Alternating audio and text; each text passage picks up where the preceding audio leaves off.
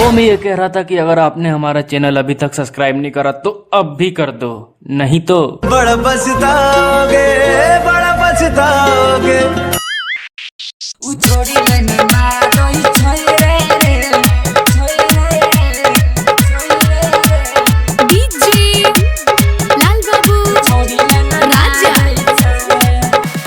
छोड़ी लेना मारै छै रे उ हमारा सताबै छै।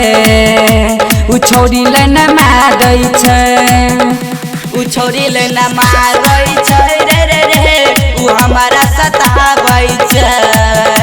उ छोड़ी लेना मारै छै। अरे बात सुनै और जब से गलिए ओकर घर तब से मन हमारा बहकाबै छै। उ छोड़ी लेना मारै छै, उ हमारा सताबै छै। उ छोड़ी लेना मारै छै।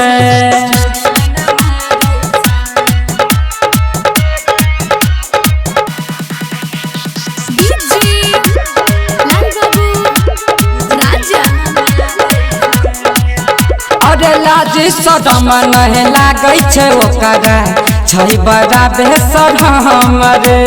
सोझा में सबके ऐसन रे भाई कह जाइ छै करम रे। अरे लाज शरम नहीं लागै छै ओकरा, छै बड़ा बेशरम रे। सोझा में सबके ऐसन रे भाई कह जाइ छै करम रे। रोज बहाना बनाबै उ हमारा बुलाबै, बुलाई के मन पगलाबै छै। उ छोड़ी लेना मारै छै रे उ हमारा सताबै छै। उ छोड़ी लेना मारै छै।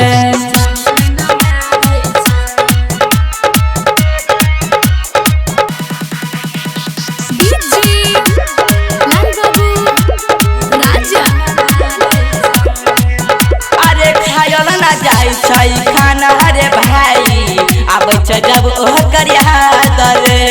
जिंदगी में जब से अइला है उ छोड़िया हो गलिए बहरा बहादुर। ए बट्टी भैया तू ही बतावा।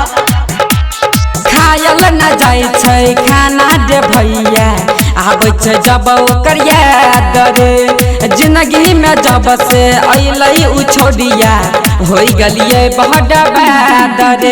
छोड़ी के समझाई दे बम्बा में तू बजाई दे, राहुल सूरज बढ़ सके तारा रही छै रे। उ छोड़ी लेना मारै छै, उ हमारा सताबै छै। सूरज के बोलाबै छै।